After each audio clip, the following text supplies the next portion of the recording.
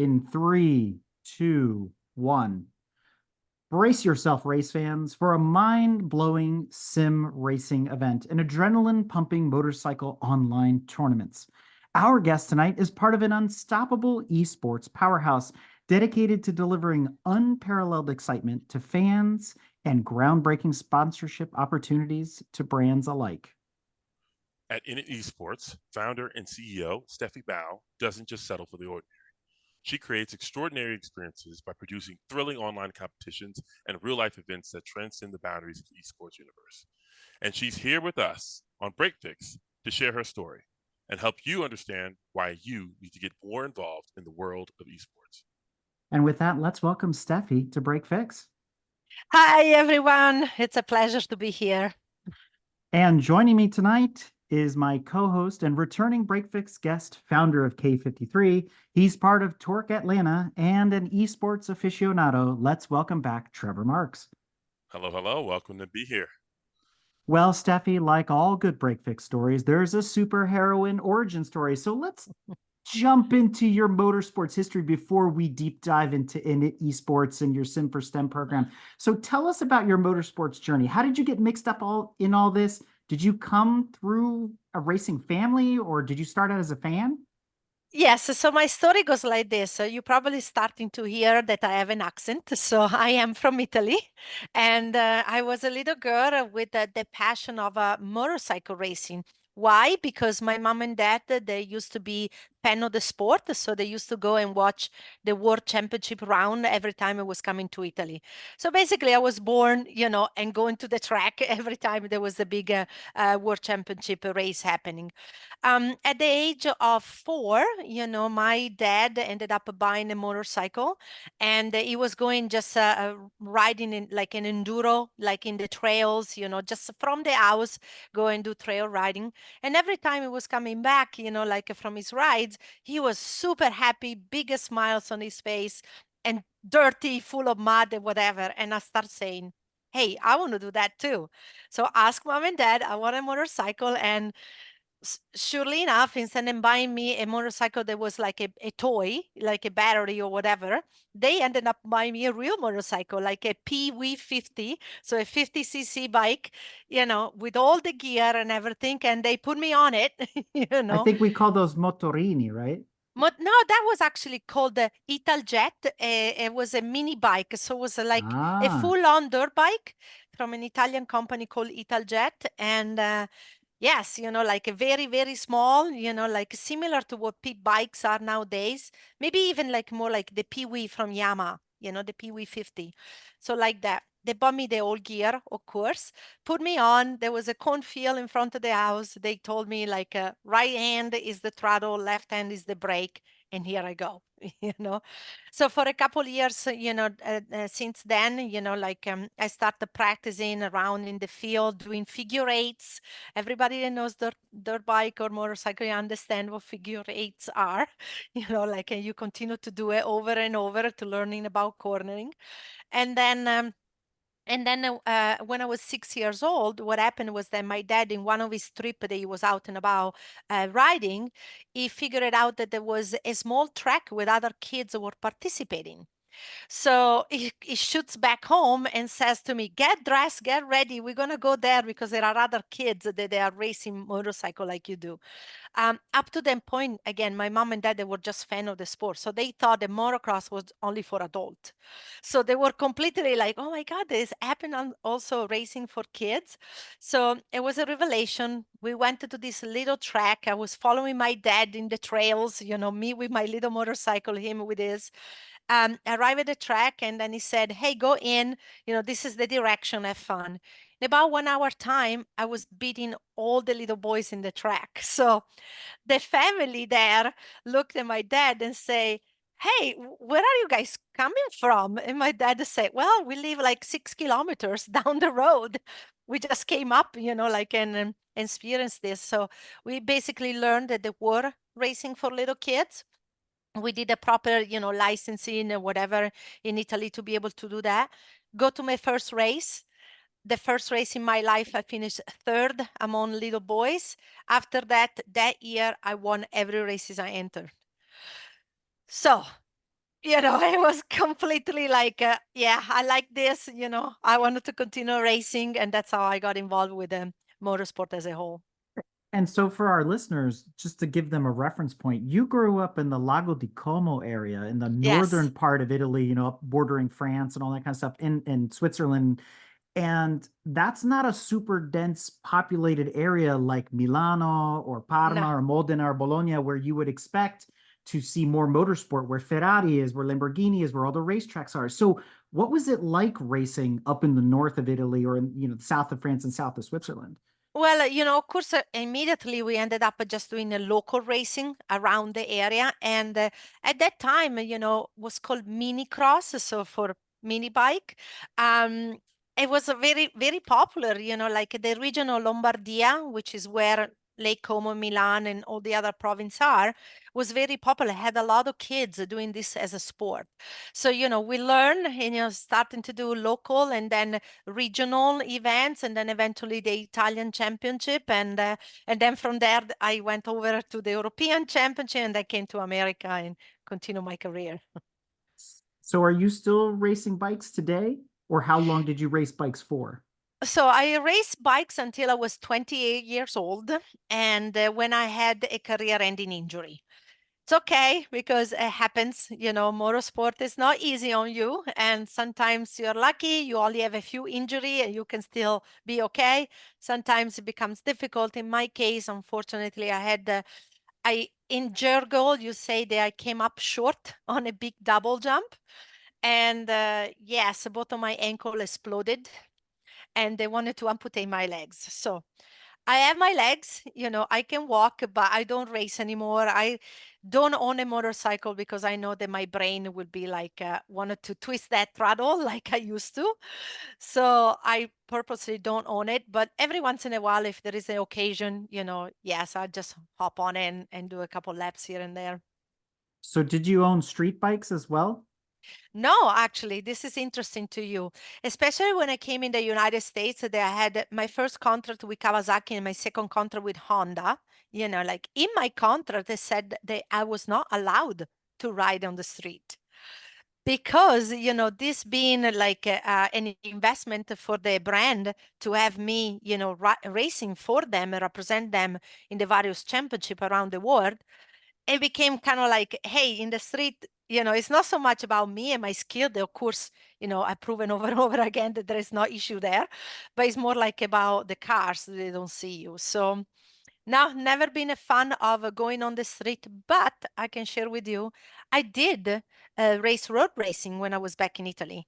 So I ended up racing in Misano, in Mugello, Monza, Imola, and all of those, back in the days. And I decided to do it. I was about 17 years old when I doubled down and did motocross and road racing that year, just because, like I wanted to try something different than the dirt. And I can tell you though, my best performance in the road on road racing was when was wet. Because at that point the bikes were like shaking all around. So it was more of my familiar territory, they're going just on a straight line and hitting the marks. So as a comparison, did you ever turn laps in a car on a road racing circuit so you could have an idea what it was like to race the bike and race a car? So what happened to me was this. So when I was in the United States, and I started to be kind of like on top of my game here, I was lucky enough to be invited to participate in a TV show made by USA Channel. So those was the early 2000. So this show was supposed to be, the idea around it was that to pick different female sport of extreme sports and make them do another extreme sports. So I did 2 episodes of them. One was skydiving, and I loved it. Like first jump tandem, second jump solo, was crazy, but extreme sport athlete, of course, I go for it. But the second one was I drove an Indy car. So with that, back in Las Vegas, there was actually, I just learned this not too long ago. The Derek Daly was the guy that had this in Las Vegas back in the days. It's funny that everything comes full circle, as we know in the industry, because now I work with his niece, Nikki Daly, in one of our program. So it's funny, like how everything work. But yes, so I drove an Indy car, and And by doing the circuit, yes, road racing and car racing at the end, the racing line is still the same. It's just that when one you're sitting, the other one, you just have a lot of wind against you. Well, you had my attention at Mugello. It's obviously it is a favorite, based there in the Florence area for those that don't know where it is. But then you mentioned Imola, so I have a question, and I know it's probably the most infamous turn in all of racing. Yes. What's Tamburello like on a motorcycle?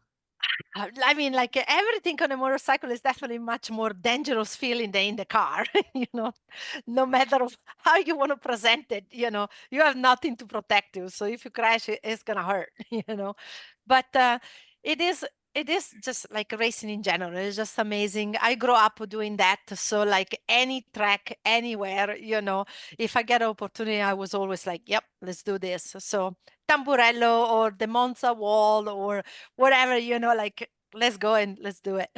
I love it. Send it. So you raced for over 20 years professionally. And Yes. so how did that lead to the world of esports? What happened in between and kind of guide us into the inception of what you're doing now? Yes, so of course, like I've been one of the few women that it was able to break the glass ceiling in motorcycle racing, and therefore open opportunity for more other girls. I always have that desire, to figure it out ways how we can have motorsport 2 or 4 wheel as opportunity to bring more female into the industry. That doesn't necessarily mean as athlete per se, but it could be also part of the industry as a whole, right? So I was in Italy in 2020 before the world changed. And up to that point, I have to share that my journey into esport was only in the fact that I was featured in 2 video games as a character when I used to be a racer. So up to that point, that was my involvement with the industry. But I was in Italy, and my niece at the time, she was. I noticed that she was watching people playing video games for 2 3 hours a day. So that got me the light bulb going, and I'm like, wait a second, maybe like a sim racing could be a potential way to create a pathway to participation for women in motorsport. We all knew like at that point pandemic happened, all sport closed down, so Formula 1 was king, in utilizing sim racing as an opportunity to continue to have fun, like engage with the audience and so on and so forth. So it just happened the right time. So I study a lot, I learn a ton, and then I quickly discovered that there was no one putting effort for women. So at that point, I created Inity Sport with the goal of my two passion. Like one pillar is motorcycle sport racing, and the other pillar is sim racing, focusing on women. So let's unpack that for a second. And esports in general is huge and it can be subdivided, as Trevor and I have talked about many times before. Are you first person shooters? Is it iRacing? Is it this? Is it that? But I feel like motorcycles don't get as much representation in the sim world. I can only think of a couple titles in my head, and let's put, the arcade ones like Road Rash and those things to the side. But, there's Ride and there's some other titles out there, but there's not that many. So you've managed to create an entire esports series around motorcycles and motocross. So how does that work? So again, I study a lot and I figured out, what was on the market in regards to games. And just like you touch point there are the arcade games, but there are a couple games in the market right now. They are pure simulator game. So those games are exactly the same how iRacing or Assetto Corsa Competizione work, meaning like they are meant to have the same physics of a real motorcycle, and therefore they target gamers that they have a knowledge of what racing is about. Okay. With that in mind, I started to create the partnership with the publisher of those kind of games. And then because I come from the motorsport industry as a whole, for me, it was just like a few phone calls and try to say to different federation, and to a trade show, the big trade show in the motorcycle industry. Hey, there is an opportunity here to bring the young demographic into the industry by leveraging gaming. So with that, like we ended up creating the first ever EICMA esport event. There was EICMA, for the people that they don't know. It's the #1 trade show for motorcycle in the world. It's been happening in 2024. Is the 110th year that this show is going on in Italy. And there are brands from all over the world that go there, mostly, to show product to everybody, talk about the motorcycle coming out for the new year and so on and so forth. So just like motorsport in four-wheel, two-wheel racing needs more kids. So when we talk to them in regards to the opportunity, hey, we can bring a new demographic here, it was just a no-brainer. So in 4 days that we did the event there, we got 4,000 people, through our event. And we ended up having those two competitions. One that was for gaming specifically. So we basically open up a sign up online to compete. We got 10,000 people to download the game to compete in this championship, where the top 40 were, competing for 4 races in a row. And then the top 10 in that championship, we brought them to the event in EICMA in Milan for the grand finale.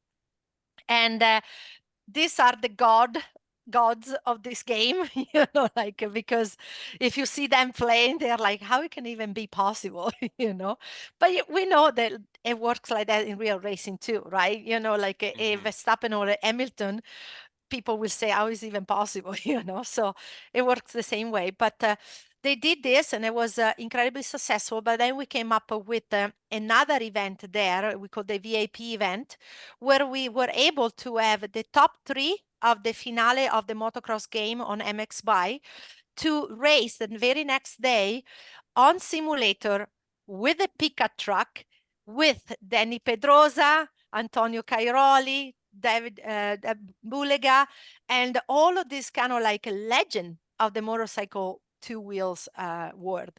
And it was like magic in the works, because whereas we got Danny Pedrosa to win the race on the pickup truck, one of the gamer got 3rd overall. So it was super good to see, like that now stellar people, they have had success, in their industry as racer. They were right there competing, with kids that they may otherwise will never even have a chance to even meet them, let alone, compete against them on a video game. Right, right. So I heard you mention that they used a simulator. We know about how important simulator and what equipment that we use for car simulation. What does that look like for motorcycles? Is it controllers? Are there other simulator rigs? I mean, I know things have progressed a lot since your career. And what does that look like now for someone that's competing at the highest level? Yes, so as of right now, everybody still compete on controllers, with PCs. But, because I'm very much involved in this, I'm talking with lots of supplier to figure out ways to create something that will give the feeling of a simulator. Because for anybody that ever, rode a motorcycle, you will know, that it's very difficult to be able to reproduce like the G-force of a corner, or even the sensation of doing a triple jump in Supercross, right? But we are getting there, mostly in a way that at least how my company is looking into this and provides a suggestion to hardware company is to make it in a way that it is affordable. Because again, the key is there. There is some opportunity out there, but they are $100,000, and a kid cannot spend $100,000 to have No. a simulator in their bedroom, right? So, those are more like for training purposes. They are much more similar to what you will see like a Dallara, for the real car simulator, right? So they are meant with that concept in mind. But like if we wanted to bring more kids toward the sport, again, that being 2 or 3 or 4 wheels, you need to do it in the way that it's accessible. So we are working on it. So there is going to be something happening by the end of the year. So just stay tuned. Awesome. Yes, No, you will see. that's great. Mhm. So, go ahead. And that's a special situation too, because you're dealing specifically with a discipline within motorcycle racing, which is motocross. But, we're talking about gear here for a moment, and I want to pull on a thread because I recently took my daughters, to an arcade, and they glommed on to these, road racing uh, arcade machines over there, and you get on a physical bike and you lean it over and you use the throttle and the brake and these kinds of things. So that seems to exist for the road racing side of motorcycles, but is that ever going to translate? I mean, those are big apparatuses too, that to your point, it's Yes. not really going to fit in the bedroom. Mm-mm. So maybe some thoughts on what that might look like for, Yes, so motorcycle sims? I'm gonna give you a little bit of a, insight information on that. So if you're gonna use a simulator like arcade style simulator for road racing, most of the people that want to really go fast, what will they will do is put both feet on the ground and move the bike side by side. So that's not racing. That's not a simulator. You know what I mean? So the purpose is like appealing to the eye, but it doesn't do what we are trying to make happening, right? So that's why those are not really, applicable to esport as a whole.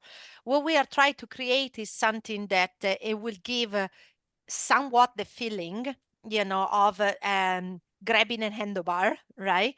But then having the opportunity to be integrated, like perhaps with VR, right? So with VR technology, then at that point, you can trick the brain to feel like that even though you're not really moving that much, your brain thinks that you are, right?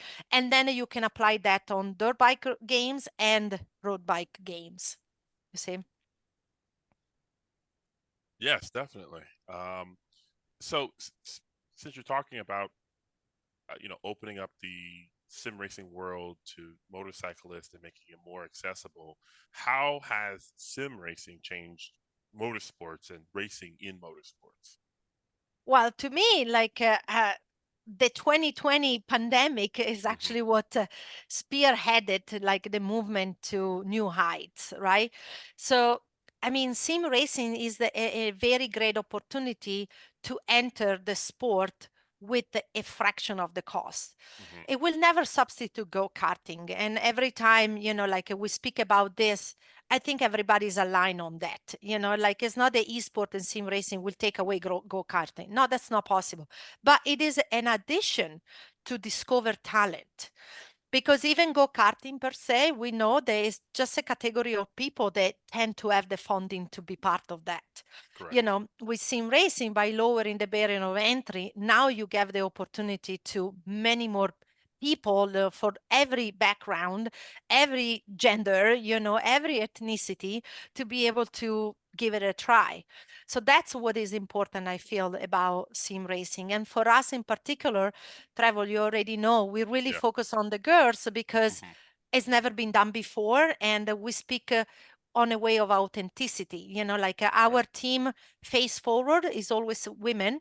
So we are proud to say this for women by women because we understand that community. We work with them, and we have created this safe space where, like these participants are in there and we support them, and thanks to the opportunity in the industry that we are able to provide, we are continue to open that doors, which Hmm. then at the end, motorsport as a whole wins.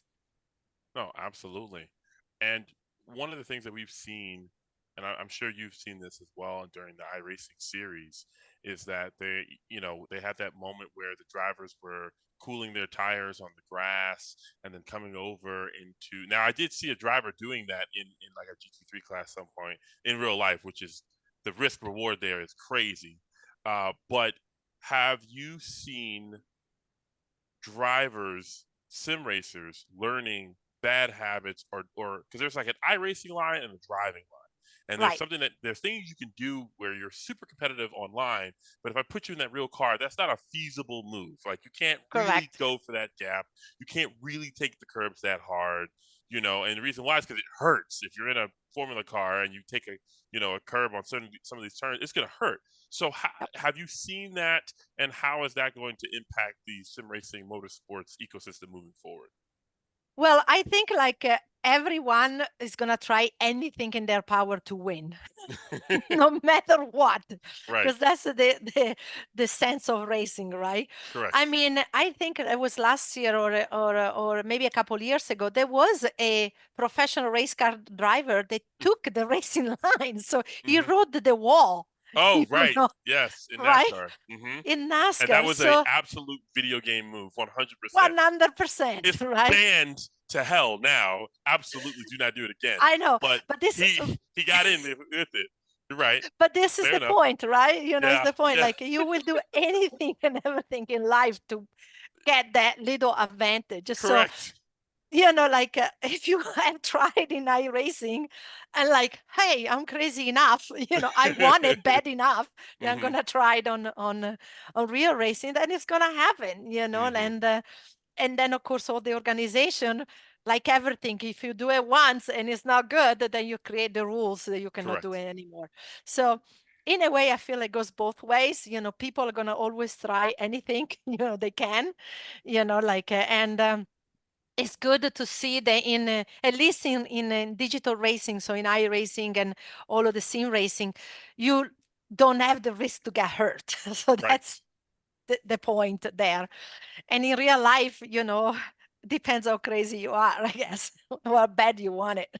But isn't that what we judge the quality of the Sims on, is how, especially if we come from the racing world, how good they are or how realistic they are? So for me, maybe I'm a purist, you could call me that, but it annoys me if you can get away with doing something that isn't feasible in real life. And I watch some of these other racers, or I look at some of the ghost files, even in Assetto Corsa or some of the other things that I run, and it's just like, that's impossible. I've driven this track in real life. You can't do that. And you watch their replay, and it's like, how does the system even allow it? So when you guys are judging the competition, you mentioned the rules change, but do you take that into account? Like that isn't humanly possible, and that weighs against the sim racers. So there's that risk reward there. Well, I mean, like when you create a sim racing competition, like you put out a lot of rules for participants. So they know beforehand, what the expectation is. So even that, for instance, like we run most of the time tie racing where a contact is not allowed. Because that's the same thing in racing, like you cannot just go out there and put somebody on the wall just for the fun of it, right? So you kind of like try really much to mimic the in real racing world, but then again, it's a digital environment, like so as you were saying earlier, you're not gonna feel the G force. So, like if you are able to keep the car somehow, on the track by doing something that you think that is feasible, impossible to do in real life, they're going to try to do it no matter what. And I can tell you that, there are some people out there, they are so good in digital environment that it just blows your mind away. You're just thinking, just like you said, it's not possible. I cannot believe that this is possible, but I witnessed more than one time than doing it in real life on a simulator, and you look at them and you look what they're doing on the screen, and it's like, well, they are doing it, you know. But we also have seen, let's say, movies highlight this Yes. transition from digital to the real world. Let's take the Gran Turismo movie as a Hmm. prime example. So has that happened in the two-wheeled world in motorcycles where someone has gone from digital and gone in real life? And what has their feedback been? Yes, so in motorcycle is not been done yet. It's one of my tasks, that I wanted to achieve, but again, for the nature of motorcycle, it doesn't really translate, that much compared to what it is on the sim, right? So we wanted to create opportunities, where we can get the best sim racing motorcycles to take classes eventually, unless they're already a racer, then they're already a racer. But if they are not, to take classes to be able to bring them into the industry, in a smart way. So that's the progression. But you're never gonna be a William Byron that wins a sim racing motorcycle event and then go out and win a supercross event. there's no chance. It's not possible that way. But again, it's possible to create a pathway to participation. But I also want to bring out because you said about the Gran Turismo movie, we did something for that for girls. The Screen to Speed original, was exactly that. So we had competition, and Trevor was part of it, so he witnessed it. We create this online competition. Girls from all over the world sign up, participate online, and then the top 20, the best of this qualification, we brought them to Las Vegas during the NASCAR Pennzoil 400 event. And not only they were like there, when the race was happening around them. So imagine, the scenario. But the winner did not even have a driving license. And we brought her back, like to test in a real Porsche 911 Cup car, and her performance was like mind blowing. So exactly the same effect of Gran Turismo. And we are using that to be able to now link opportunities through the movement to eventually discover talent even for the F1 Academy. So continue to dig deeper within the community of esport, but also we're going to get to that, but like with the Sim for STEM program that goes in school, is all about try to discover talent, and give them chancing when they're young, and take them by hand and say, hey, this is an opportunity for you. And starting from Sim and then having the door open to potentially go into a real race car. Do you see the future for sim racing being more screen to speed programs and more of a pipeline being built out, or how do you see this relationship with sim racing and motorsports evolving? I think it goes hand in hand, because what we've been saying, right? It's a way to get the sport in front of people that maybe otherwise will never try it. So it would be a no-brainer, in my opinion, if it just stays separate one from the other, right? So we have proven more and more, that there is the pathway to participation, and so I see that it's going to continue to evolve that way. Brands are going to start looking more and more into sim racer, and then putting them in go-karting or like in mini cars or whatever it is. And again, for us, we are the original for the women, and we do have the community, and it's been very rewarding to see and discover this talent from all over the world, and create this environment that it's for them, is a safe space. We are women, and we are there with a sense of women supporting women to be one arm in arm with each other. So if that one will step out, and compete maybe one day in Formula One, she will know that there is an army of other girls that we have created behind her there to support. No, absolutely. Now, given that, obviously that's a huge goal to get the first female into Yeah. Formula One. What are the problems that we have in sim racing as a whole that we have to overcome? Like, there's still a cost barrier. How does that compare to in real life motorsports? What do we have to work on together as people that are in this industry? Okay, for me, the key is media attention. In real life and in sim Mm, racing, coming as a professional, former professional racer, hmm and talking about the women's side of things, there is not enough media attention, right? So we are right Media on the attention on sim racing on as sim a whole. racing, but also on female drivers as a whole. Okay, Like so so, women sim and motorsports feel. and sim in general. Right. There is not enough attention brought to them. So, like, we live in the world that the visual, it's important. So, we always say, Lindsay and James say that often too, if you can see her, you can be her. So, we need to show those women, those girls. So then somebody else is going to believe, oh, I can do that too. And then it continue to grow. But we are seeing this in sport in general. Everybody knows about Kathleen Clark right now. Why? Right. Because she's not only a great athlete, but she's getting a ton of media attention. Correct. Right? Same thing what happened with soccer, like with the revolution of this women's soccer war. Why they got that popular, not only because they were good, but because media start following them. So, that's the key. And in motorsport, we never had it. And if we have had it, this I experience on my skin too. It's just like that decade or that 4 or 5 years that she's on top of it, everybody talks about her. And then there is no pathway to follow. So that's exactly what we are creating, right? A pathway of participation to have more and more women. There's that superstar stop racing. There is another one we can put there. And then the next year, it might be 2 we can put there. And then near follow 3 we can put there. And if one fall off, there is another one to come up. So exactly the same how it works in men racing.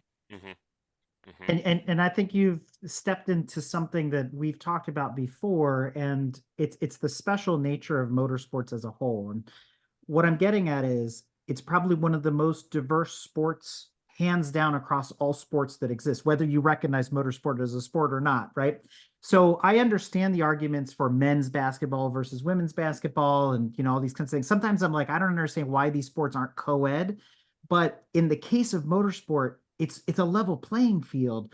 So the question becomes, how do we bring more Yes. people in and make it more diverse? My solution is how I explain it. It is exactly by create representation. But for women specifically, I'm a woman in this male dominated industry. I can tell you that, yes, it is true. Behind the steering wheel with the helmet on, everybody is the same. But there is not enough women that we can continue to put out there for team to say, yes, we're going to put a 50-50 grid on the racetrack. To be able to achieve that 50-50 grid, we need to have the army. Otherwise, it will never happen, right? So we are deconstructing the problem by figure it out, like I want to have 10,000 little girl that want to do sim racing, and then 100,000 little girl that want to do sim racing, and then move them into go-karting, and then move them into something else. And now you start having the number. Other countries taught us this. There is the Netherlands, I believe, that they decide to do field hockey in every school in the Netherlands. They started focusing on that sport. Now the Netherlands has so many young little girls that play field hockey that they've been like the world champion in the Olympic for years and years and years and years. But why? Because they have the feeding. So that's what we need to create. And then once we have that feeding, then it's not going to be that argument that everybody's the same is going to completely go away because you have the number, then it's just class. Right now, what happens, I'm going to just finish this point for me. What happens is that if you have just one sensational athlete, they're going to sensationalize her, and that's it. Right? So now you have brands that they wanted to invest, but they have as many brands. They are like, yeah, but there is no scalability. Right. It's a similar problem to traditional esports when talking to any minority group about why we don't have more representations for them. And the question is, how many people need to play Counter-Strike to get one pro? How many people need to sim race and kart to get one Formula One driver? It's like 1 million people. You need 1 million people to get one Formula One driver. You need 1 million people to get one Counter-Strike player. So I can understand how you're feeding that ecosystem to get that 1 million girls to get that one Formula One driver, that one IndyCar champion, Correct. that one NASCAR champion. But I think it goes back to something you said earlier, Steffi, about media coverage. And if you look at it on the global scale, there's going to be certain racing bodies, be it Formula One, be it World Rally, whether it's WEC, IMSA, et cetera, that they're the bastions that we look up to. They're the pinnacle of racing in those disciplines, right? Superbike, all that kind of stuff. The thing is, I've noticed though, on a more grassroots level, especially in the United States, I went to an expo recently for sprint car racing and dirt track racing. There were more female drivers, especially young women drivers, in that discipline of motorsport than I'd ever seen anywhere else. It felt really just normal. It felt super comfortable. It wasn't like we're placating to these ideas. It was like, there's a lot of women in this. How do we shine a light on that? How do we then grow and blossom that and maybe get the bigger motorsports disciplines to kind of turn their head and go, we need to do what they're doing in USAC or they're doing, over here or over there. So it's a very complicated problem, so I'm going to give you my 2 cents here as well for this, because I live this, it's me being a former racer. So you have a few things going on. Usually once kids hit the teenage years, there is no difference. You find it more often than not is 50-50, in whatever, in whatever sport. And you can see that in this small category of racing too. They are competitive, but they're not like, nobody expects you to become Lewis Hamilton, right? So it's more fun, it's family, whatever. Then there is a very interesting study that came from a university in the UK. They share when we lose the girl. Okay, pay attention to this. So in the teenage year, right, when you start hitting puberty and you start realizing different things in the world, if you have a situation where a boy fail on doing anything, okay, whatever, it's not just about motorsport, like a boy fails, what happens is that the peer group around that boy, 99% of the time, the answer is to that boy, come on, get up, do it again. I don't want to hear it. Get up, do it again. If a girl fail, and this is documented, like it's a study, if a girl fail, especially if she's trying to do something in a male-dominated industry, so therefore it's going to be surrounded mostly by male, the majority of the answer is, oh, sweetie, it's okay, you tried. So what does that do in the brain of that girl?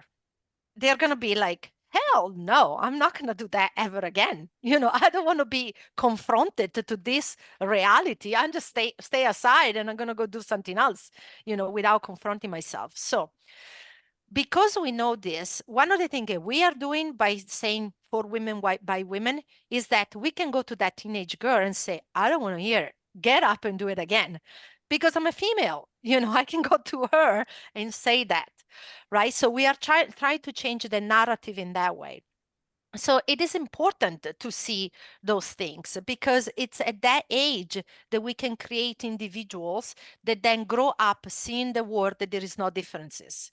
So this is what we are doing with the racing, the same for STEM, like what we're doing with the movement from screen to speed is trying to tell that story, and make everybody feel like, of course there is no difference, like we are all treated the same. I can get up and do it again. So that's one important part that sometimes is forgotten, because it's part of human nature, like there is going to be the Stefy out there, like there is the Jamie Chadwick out there. Even if they say, hey, sweetie, it's okay. I'm like, you say it's okay? Let me show you, But like there is not enough, because it's the culture that we live in, because there is always the father figure that wants to protect the little girl, and there's nothing wrong with that, it's just that we need to kind of like change a little bit the narrative and say, no, you are capable to do anything you want, in this world. So that's one thing. And another thing to unpack the question that you put out there is, for me, is like we need to do way more the model that Extreme E is doing. So one male, one female, like at least, like to generalize like this. Then one day, okay, it's going to be non-binary, whatever, it's all good, right? But right now, to be able to give the same media attention, that's the way. And in fact, the young demographic is very much attracted to what's happening with the extreme E. If you look and you talk to the young one, that's what they look up. They say, oh, I can have my teammate, like, and it's a woman or a boy, like to compete with me. The ER1 series, the boat series, copying the same model. So I think that's the future, like if we can start to do that, more and more, then we started to get that balance. But it takes a village, because the cultural effort, the way that we are brought up thinking, and also the fact that there are a lot of brands don't want to take the risk. I can share this inside information that it blew my mind away, so I'm gonna say it, but of course not say who said it. Somebody told me that there will never be a Formula One or an Indy 500 car woman compete at the highest level, because the industry is scared of her dying in an accident. Yes. Mm, And I'm like, well, mm. a woman and a man body is the same, like a Yeah, but man can die like a but woman can die. yeah, but culturally, it's women and children first. When women get killed, it's a big problem. Exactly. So So, there's a huge, yeah. That's if yes. that's got your logo on there, it's a way bigger deal. The Mhm, the contrapositive to that is that men are disposable, women are not, mhm. and yeah, that's a huge hurdle to Right. have to culturally overcome. But totally, that's not the truth, though. Like, we are all human beings, Hmm. so there is no difference, really. Like, Hmm. especially in sport, but in anything you do, right? Hmm. But the only hope is like to get the young demographic to start be treated equally from the very young age, and when they hit that puberty, then they start to, getting, the DNA working like we've been for many, many centuries now, to little by little, give her the opportunity to think like that she can do it, and it goes back to the fact, if you can see her, you can be her. So it goes back to the media attention. So more we can show that those girls are out there, and there is other girls out there that they are doing it, more we're gonna kind of tilt that needle, and eventually, no have ever more anymore the discussion who is behind the helmet. It doesn't matter. It's just an individual that wants to race. Well, Steffi, you've tiptoed us across the threshold of this next subject a couple of times. You've mentioned your Sim for STEM program. So let's talk Yes. about that. How does that work? What's that all about? So the Sim for STEM program, it's an idea that came about between me and my very good friend Nikki Daly. She's a former Olympian from Ireland, and her uncle is Derek Daly, and her cousin is Connor Daly. So she never had the opportunity to really race, like, or be involved, as a participant in motorsport, but she always been around motorsport, right? So she has a very similar passion on me, the one that I have. So she started to come up with the idea, what if we use STEM, like, to get the attention of girls, right? And me being the esport, the company that does esport sim racing for girls, it was just a natural, opportunity to get together and create sim for STEM. So literally, right? So what this program does, goes into schools and put a young girl in a role of a motorsport team by using STEM activities, motorsport related. And then they apply what they learn into simulators. Okay, so now you have the racing line, you have a bunch of other things that they can actually use math to understand, and then goes into the simulator and they can see results. So it becomes an experiential learning. So now schools are like, whoa, you open the Pandora box here. Because not only, you meet the kids where they are online, but also you get them to do math, engineering, science, and technology in a way that is very appropriate to what they are doing every day when they play games, right? So, and using motorsport, it's a no-brainer because everybody can relate to it. Now you can have the principal of a school or a superintendent put them into a sim, and they're like, oh, now I get why you want to have esport in the schools. This is an opportunity. And I'm not saying that sim racing is the only way, like, but it's definitely a way that opens tons of possibility for esport to become more and more popular in every school in the world, not just in the US. So with that, though, like, we create the pathway. So we discover the talent, then we can create the online school championship for girls, right? And then they can escalate to the screen to speed online series, so compete against girls all over the world. And then eventually we can figure out ways to put them in cars, like, to test, or go-karts, depending on the age, right? And get them to have an experience in real life, and who knows, maybe along the way we'll do find that talent that she didn't even know that she has, right? But I also want to say one thing, that because it's all about inclusivity, and for me is incredibly important, in school now we are also running the program mix, right?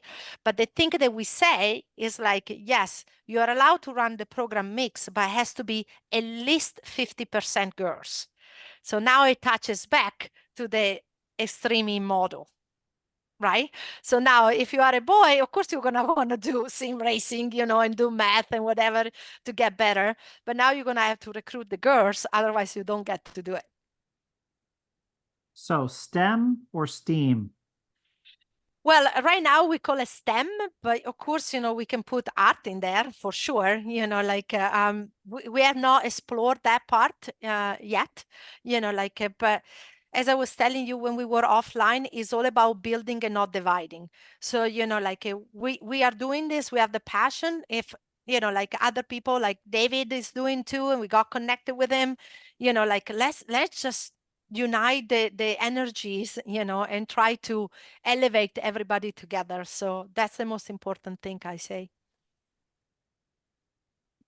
Trevor, back to you if you want to add some stuff before we start to close out. Oh, I guess, what's your sim of choice? What do you like to drive on? I don't drive on the sim. I'm too busy.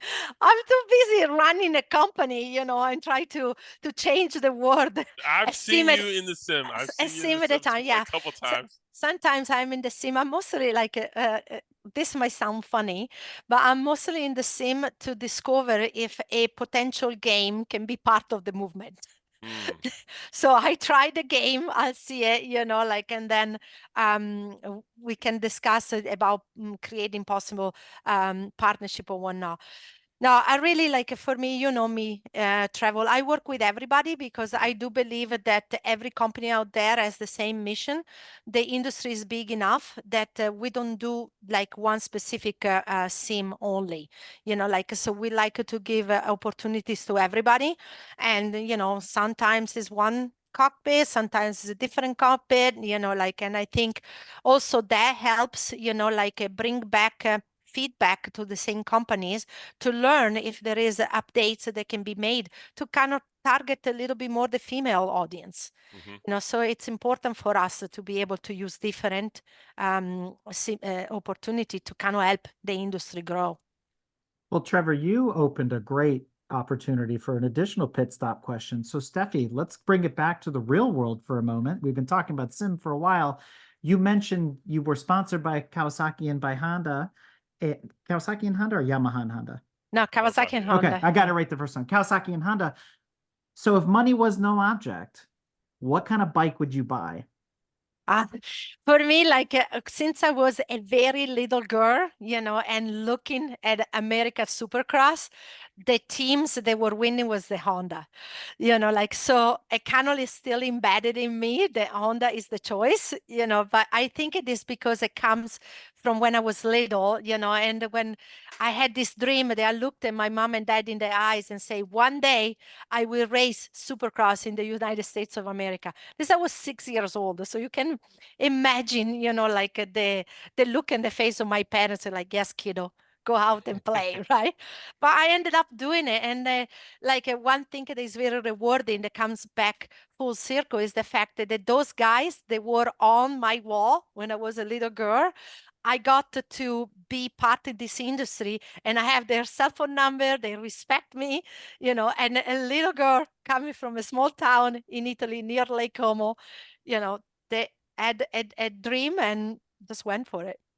I expect her to say a Ducati. Didn't you think that Yeah, was, I was thinking by Mota, but or an But it's because Aprilia or something, right? no, Yeah. it's because it's motocross, like Ducati Yeah. just made the motocross bike, Just so now.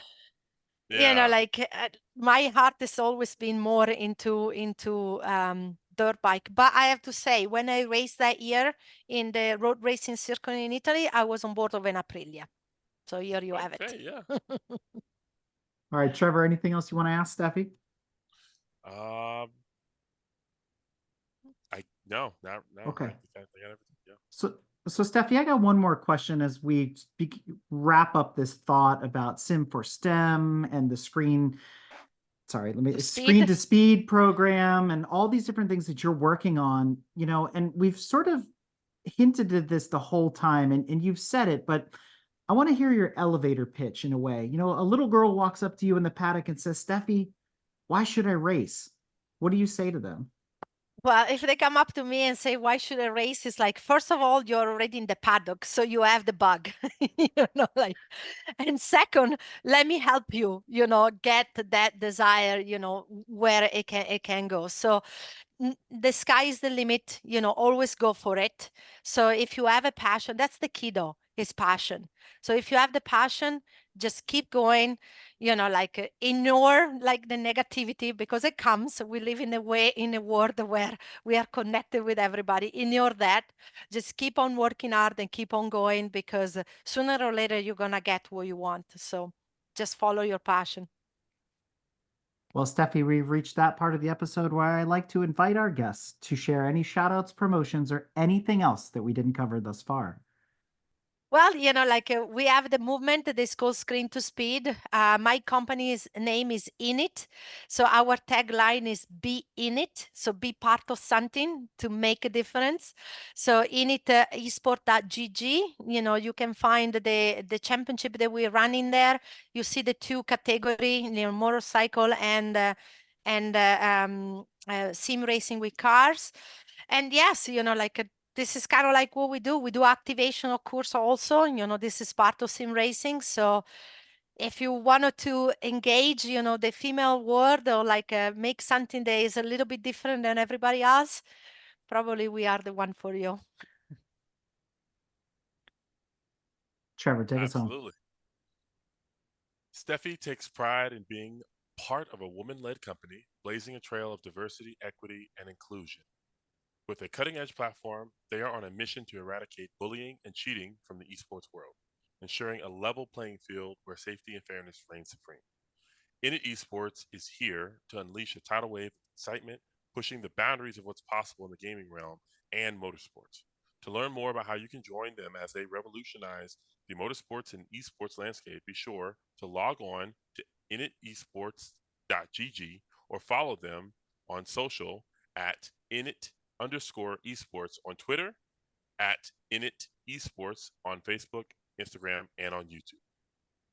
And with that, Steffi, I can't thank you enough for coming on Break Fix and sharing your story with us. And I have to say, being paisani, it's in the DNA to be passionate Yes. about motorsports as Italiani, but your passion goes beyond just the heritage and the ethnicity. It comes through in everything you're doing, in the way you speak, and the way you're putting this out there. And I'm excited as a father of two daughters that are Yes. entrenched in the motorsport world, that there are opportunities like this for them to explore when they come of age and they're getting close to it. So we'll be looking to work with you more in the future, but I'm really excited on the foundation you've built. And I really appreciate the way you're continuing to promote motorsports enthusiasm. Thank you so much. It's been a pleasure to be here. Thank you everybody for listening to my story. And I can't wait, to keep providing opportunity for young girls and anybody that wants to be in this fantastic world of motorsport. Grazie. Prego. Ciao, ciao. All right. Awkward, pregnant, pause. Anything we missed? Anything we got to go back and do? If not, I'll hit stop. Yeah, go ahead and hit stop.